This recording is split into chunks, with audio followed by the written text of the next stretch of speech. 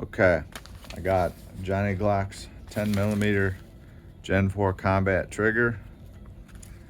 I have it installed and it's made a substantial difference. The pull weight is now just under 5 pounds. I did not install everything. I just installed the straight trigger.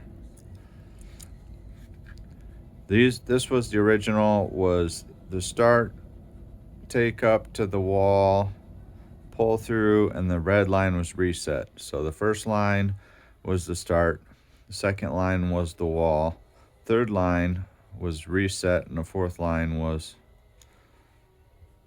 break, and the last line was over travel.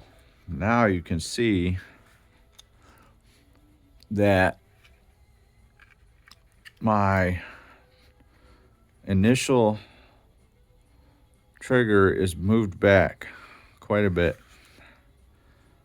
The wall is now only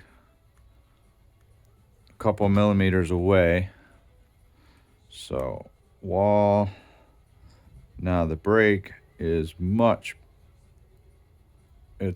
I can move it a little bit, but there's hardly anything and it breaks. The reset is shorter,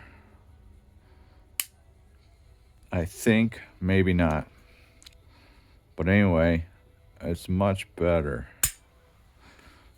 But it does cost $200.